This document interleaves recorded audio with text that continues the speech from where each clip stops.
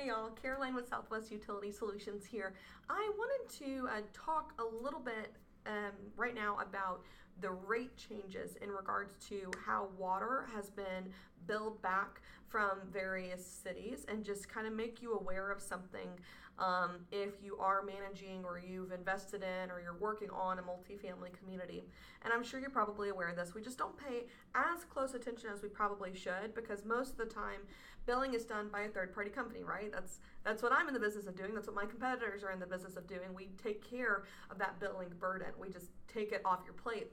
But what sometimes happens is there is a lack of communication between our billing partners and our multifamily communities. And I feel for properties that I'm onboarded onto that have dealt with this because it's not fair. You should be aware of this kind of thing and should be in the know. And I try really hard to make sure that all of my property partners are aware of this. They know how it affects them as well as their residents, because it can also affect how you're billing through your utilities. So specifically, let's get to it. What I wanted to talk about was rate changes. You should check with either your billing company or your city.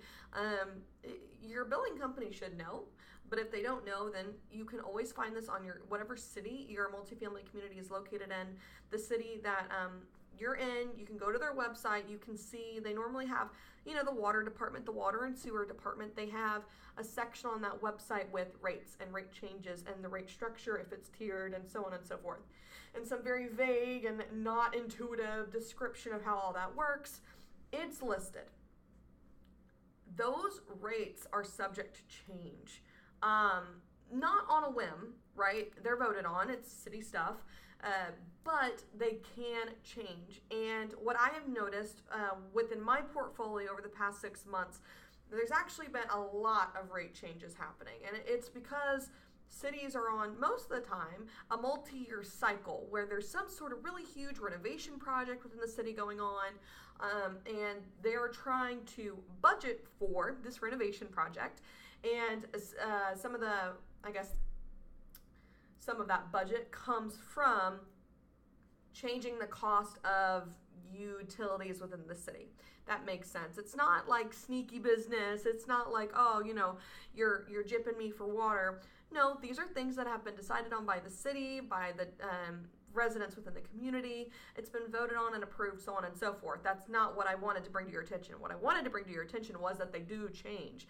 And then unless you're keeping up with it, unless you're keeping up with the rate changes and what does that renovation project look like and how does that cycle affect my property and what happens to my tiered, my base rate and my per 1,000 gallon rate, what happens when those things change? That's what I wanted to draw your attention to. And the reason being is because you should not lose money because of it. Your bill, your consumption might not change, but your cost could very well change of your utility exposure, right? Because the rates are changing. That being said, it is important for you to have a billing partner that is aware of those things and is helping you recover as much as you can of your utility exposure. So, as we dive into 2019, I would encourage you to A, figure out whether or not you have a rate structure change, and B, look at what you're billing through and what you're being charged.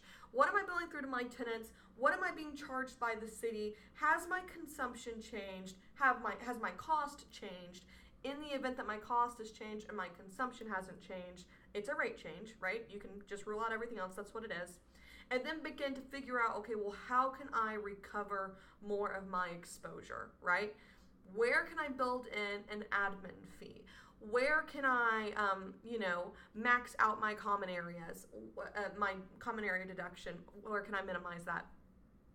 In what other ways can I recover utility expenses so that I can offset my exposure?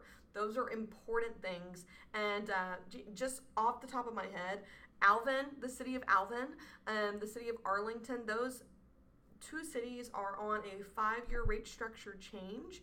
And unfortunately, you can go to the website to look at the rates, but it is so not intuitive. It is so vague. It is so confusing. And half the story isn't even published on the website. I just had to work with 2 of my properties these past 2 weeks in figuring that all out. It's a bit of a mess. Point is, though, those rates changed as of October 2018 and will change again first quarter 2019 and then again October 2019. But it's only specific components of the rates. It's weird. Point is, you need to be aware that that can happen. And because you're working with a multifamily community and you're in the business of recovering utility exposure, you need to make sure you're doing everything you can to not be negatively affected by it. Just wanted to make sure that you're aware. And hey, if you need help looking into it, I'm more than happy to help. Just give me a call or shoot me a message on whatever platform you're watching this video on.